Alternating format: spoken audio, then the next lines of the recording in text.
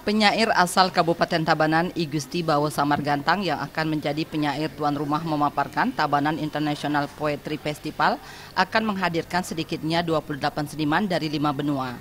Mereka tidak saja mencintai puisi tetapi juga sangat peduli terhadap lingkungan. Kehadiran mereka diharapkan dapat menggugah semua pihak termasuk pemerintah Kabupaten Tabanan yang dinilai sudah kebablasan dan tidak mampu menjaga warisan budaya dunia Jatiluwe.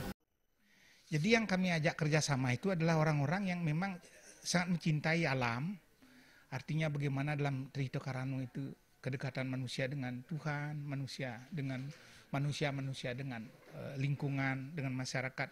Sehingga harus ada keseimbangan dalam hidup ini. Nah, permasalahannya sekarang kan sering terjadi sebaliknya. Buktinya dalam acara ini banyak yang didukung gini, akhirnya sama sekali tidak ada perhatian apa. Hal senada diungkapkan tokoh Puri Tabanan Jayawirata yang berharap Festival Puisi Internasional dapat menggugah semua pihak untuk lebih serius memperhatikan kondisi lingkungan Bali.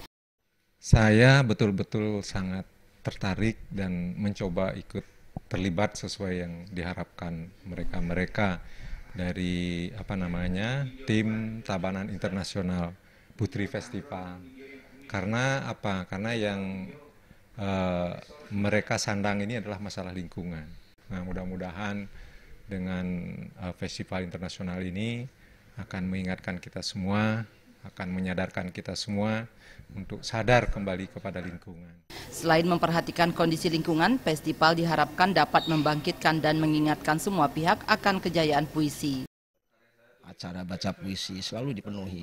Setiap 17 Agustus selalu ada acara baca puisi. Bahkan demonstrasi itu pun ada baca puisi. Bagaimana bekerjanya puisi di dalam kesadaran manusia, itu menarik sekali. Tabanan Festival Puisi Internasional ini menjadi penting sebagai satu trigger untuk menyadari kembali hakikat kemanusiaan kita. Aku cinta Jatiluwe. Jalannya semakin indah berukir. Di mana-mana jalan penuh dengan ukiran. Sementara orang-orang melihat sawah-sawah Bali itu adalah sawah yang terasering yang berundak-undak.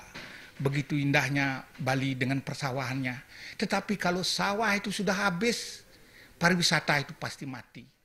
Purnama dan Saputra, Bali TV.